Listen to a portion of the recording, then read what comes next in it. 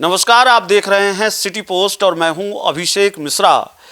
देखिए, इंडिया गठबंधन में दो नए दलों के एडजस्टमेंट की तैयारी चल रही है, लेकिन एक तीसरा दल भी है जिसको एडजस्ट करने के लिए कांग्रेस के अंदर बहुत बेचैनी है और कांग्रेस तमाम तरह की कवायद कर रही है।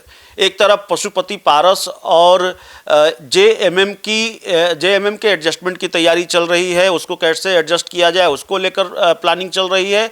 तो दूसरी तरफ पान समाज वाले नेता की एंट्री की भी तैयारी है। इनकलाब पार्टी जो पान समाज के नेता हैं उनकी कैसे एंट्री हो, उनको कैसे साधा जा सके, उनको कैसे साथ लिया जा सके, इसकी तैयारी भी चल रही है। दरअसल कांग्रेस में रहे पान समाज के जो नेता हैं वो उन्होंने अपनी पार्टी बनाई, इनकलाब पार्टी, और ताकत दिखाने में भी कामयाब रहे, शक्ति प्रदर्शन में भी कामयाब रहे। गांधी मैदान में रैली की और उसके बाद ये माना जा रहा है कि उनकी बार्गेनिंग पावर बढ़ गई है और कांग्रेस पान समाज के नेता को अपने साथ लाना चाहती है। हमारे साथ हमारे editor sir Shrikant Pratyush sir हैं। पान समाज के जो नेता हैं उन पर आईपी गुप्ता पर निगाहें हैं कांग्रेस की, और कांग्रेस दोनों चीज़ें चाहती है कि भाई गठबंधन किसी हाल में हो जाए या मर्जर हो जाए, लेकिन मर्जर के लिए आईपी गुप्ता तैयार नहीं, इस तरह की खबरें भी हैं। देखिए, इस चुनाव में थोड़ा तस्वीर अलग है। हर चुनाव में लड़ाई आमने सामने की होती रही है महागठबंधन और एनडीए के बीच, लेकिन इस चुनाव में एक तो जनसुराज है जो एक बड़ी ताकत के रूप में उभरा है, दूसरी पार्टी है आईपी गुप्ता की जो पान समाज के नेता हैं, इनकी पार्टी है इनकलाब पार्टी। तो दोनों की ताकत दिख रही है ज़मीन पर और दोनों ने अपनी ताकत दिखाई है बिहार को, या बिहार में कहिए स्थापित दलों को। तो अब जनसुराज तो किसी से गठबंधन करने वाला नहीं है, वो तो ऐलान कर चुका है सभी सीटों पर लड़ेगा अकेले। लेकिन आईपी गुप्ता तो जनसुराज की तरह नहीं है, वो तो किसी न किसी पार्टी के साथ जाएंगे। तो उनकी बात बीजेपी के साथ भी चल रही है और कांग्रेस पार्टी के साथ भी चल रही है। तेजस्वी यादव से भी बात हो चुकी है, लेकिन तेजस्वी यादव से बात उनकी नहीं बन पाई है और वो कांग्रेस पार्टी के संपर्क में है। कहा जा रहा है उन्होंने 12 सीटों की मांग की है कि कम से कम 12 सीटें मिलनी चाहिए, और वो चाहते हैं कि हर प्रमंडल में कम से कम 2 सीट मिले। तो 2 तो नहीं, 1 भी मिले तो शायद मान जाएंगे, लेकिन सूत्र बता रहे हैं कि उनको अभी तक 4 से 5 सीटों का ऑफर है कांग्रेस की तरफ से। और कांग्रेस पार्टी के नेता कृष्णा अलवारू लगातार कह भी रहे हैं कि भाई सबको अपनी सीटें छोड़नी पड़ेगी बाकी सहयोगी दलों को लाने के लिए। तो बाकी सहयोगी दलों में अब 3 दल नए हो गए।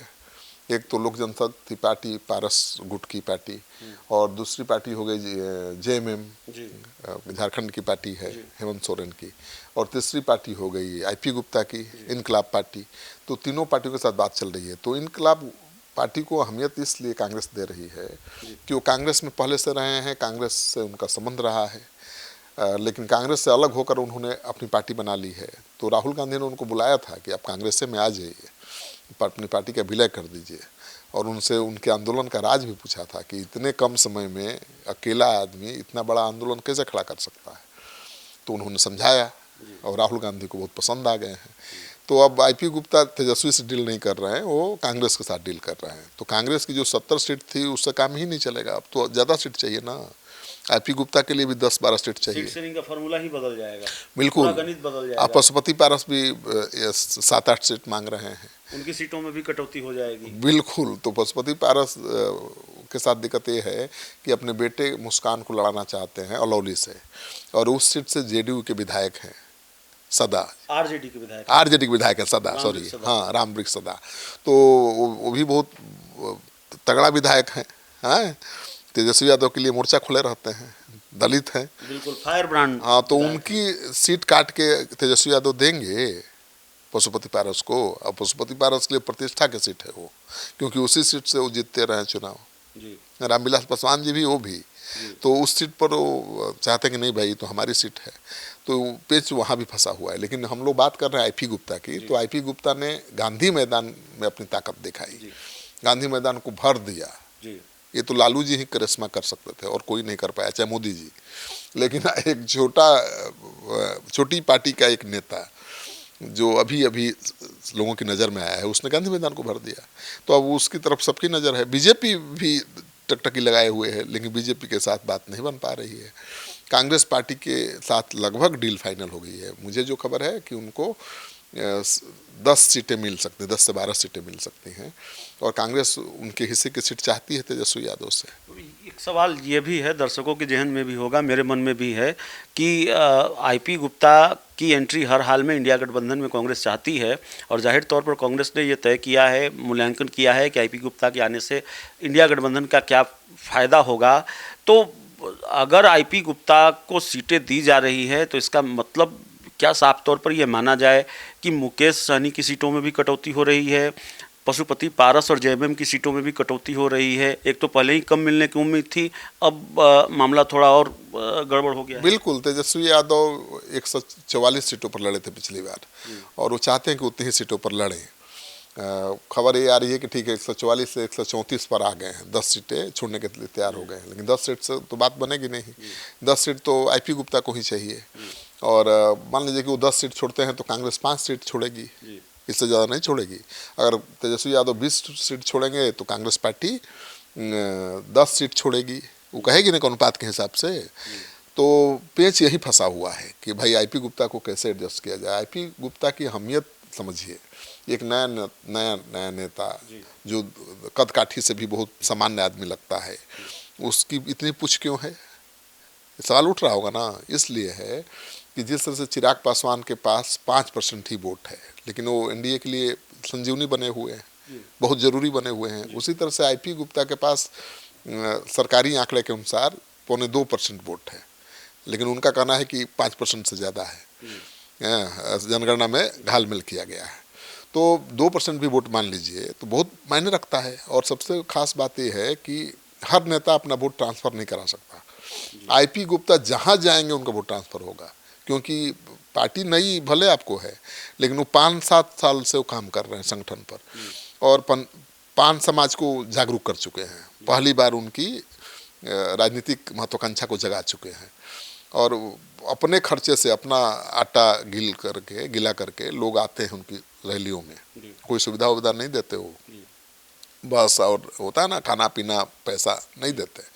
तो जो समाज समझ गया है कि हमको लड़ना पड़ेगा अपने राजनीतिक अधिकार के लिए, उस समाज का नेता कितना ताकतवर होगा।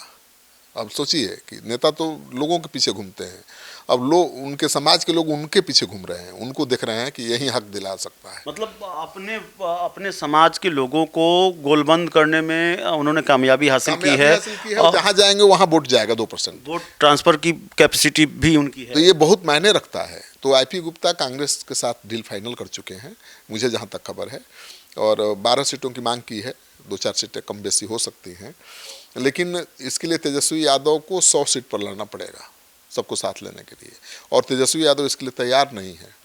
सीट शेयरिंग से पहले यात्रा पर उनका निकलना, ये क्या संकेत है? मतलब आईपी गुप्ता की वजह से पेच और फंसेगा, क्योंकि सीट शेयरिंग में पेचीदगी पहले से थी, सवाल संख्या का नहीं है। कांग्रेस और आरजेडी के बीच सीटों की संख्या पर सिर्फ पेच नहीं फंसा हुआ है।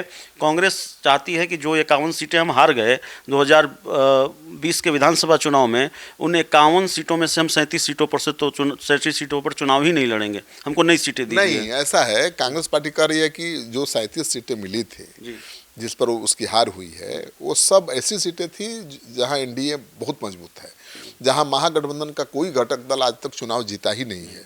तो कांग्रेस पार्टी कह रही है कि ऐसी सीटों का बंटवारा सबके बीच करना पड़ेगा, ये बोझ सबको उठाना पड़ेगा। हाँ, फटे नोट सबको चलाने पड़ेंगे, हम क्यों चलाएंगे। तेजस्वी यादव सबसे ज़्यादा सीट पर अगर लड़ते हैं, 100 सीटों पर लड़ते हैं या 120 सीटों पर लड़ते हैं, तो सबसे ज़्यादा फटे नोट उनके हिस्से में जाएंगे। मतलब पेच और फंस गया है आईपी गुप्ता की वजह से, जो पेचीदगी पहले से थी बिल्कुल, और बढ़ा दिया है आईपी गुप्ता की एंट्री के कयासों ने। और मुझे लगता है कि कहीं ये न हो कि अकेले चुनाव लड़ जाए कांग्रेस और तेजस्वी यादव वाम दलों के साथ, ये भी हो सकता है। अकेले चुनाव हो सकता है, क्योंकि लक्षण तो यही बता रहा है। कांग्रेस पार्टी तो सभी सीटों पर तैयारी कर ही रही है, हर सीट पर आवेदन ले रही है। तेजस्वी कहीं चुके हैं 243 सीटों पर, समझिए। तेजस्वी यादव भी ऐलान कर चुके हैं कि 243 सीटों पर लड़ेंगे, ठीक है ना, और मुजफ्फरपुर में ऐलान किया है। तो बड़ी मजबूती के साथ तेजस्वी यादव अकेले लड़ने का ऐलान कर चुके हैं। अब सीट शेयरिंग से पहले यात्रा पर निकलना, इसका मतलब है कि वो सीट शेयरिंग को टाल रहे हैं। कांग्रेस दबाव में है कि भाई जल्दी करिए, क्योंकि हमको भाई तैयारी करना है, कैंडिडेट फाइनल करना है, और तेजस्वी यादव इसको टाल रहे हैं। इसका मतलब कि कांग्रेस की मांग वो उनको स्वीकार नहीं है और कांग्रेस पीछे झुकने को तैयार नहीं है। देखिए, कांग्रेस के पास खोने के लिए बहुत कुछ नहीं है। कांग्रेस अकेले भी लड़ेगी तो क्या खो जाएगा। कांग्रेस ने मैसेज दिया है कि भाई सीएम तो आपको बनना है ना, तो आप बिल्कुल, तो आपको रहना पड़ेगा। और नहीं, नीतीश कुमार भी तो बड़ी पार्टी के नेता हैं, मुख्यमंत्री हैं ना भाई। और बीजेपी के साथ अलायंस होता है तो क्या करते हैं, 100 सीटों पर लड़ते हैं, 110, 105, इस बार तो 100 सीट पर लड़ेंगे, बीजेपी के बराबर लड़ेंगे। तो मुकेश सहनी तो पहले भी कह चुके हैं कि आपको मुख्यमंत्री बनना है तो थोड़ा त्याग कीजिए और 100 सीट अपने पास रखिए, बाकी सहयोगी दलों के खाते में डालिए, जैसे नीतीश कुमार करते हैं, तभी बात बनेगी। और मुझे लगता है कि इसके लिए तेजस्वी यादव तैयार नहीं है कि भाई हम बांट देंगे ज़्यादा सीट कांग्रेस को और महागठबंधन मुकेश सहनी के बीच, आईपी गुप्ता के बीच, तो कहीं कांग्रेस तो हमारा सीएम बनने के रास्ते में ही रोड़ा ना अटका दे, क्योंकि कांग्रेस अभी और नहीं मान रही है, ऐलान नहीं कर रही है कि तेजस्वी यादव सीएम होंगे। तो कांग्रेस और सहयोगी दलों की सीटों की संख्या अगर तेजस्वी यादव से ज़्यादा हो जाएगी मिलाकर, तो एक नया सीएम का चेहरा सामने आ जाएगा। बात समझिए, कहेंगे ठीक है भाई बहुत बन लिए, पिछड़ा तो बहुत दिन से राज कर रहा है, लालू जी की, नीतीश कुमार की। कांग्रेस की तरफ से कुछ बयान भी आए हैं कि दलित अब दलित और अति पिछड़ा की बारी है तो राजेश राम सीएम के रूप में उभर जाएंगे, आईपी गुप्ता जैसे लोग डिप्टी सीएम के दावेदार हो जाएंगे, मुकेश सहनी तो है ये पहले से। तो मुश्किल बहुत है, पेच बहुत है, पेच बहुत है। और आईपी गुप्ता की एंट्री की जो कवायद हो रही है कांग्रेस की तरफ से, उसने इस पेचीदगी को और बढ़ाया है। आईपी गुप्ता की एंट्री संभवतः हो सकती है कांग्रेस के साथ, लेकिन मर्जर के लिए आईपी गुप्ता तैयार नहीं है, गठबंधन के लिए तैयार है। अब कांग्रेस कैसे आईपी गुप्ता को एडजस्ट करती है ये देखना होगा। एडजस्टमेंट मुश्किल जरूर है, लेकिन नामुमकिन नहीं है। आईपी गुप्ता इंडिया गठबंधन के साथ आ रहे हैं, इसकी गुंजाइश नजर आती है।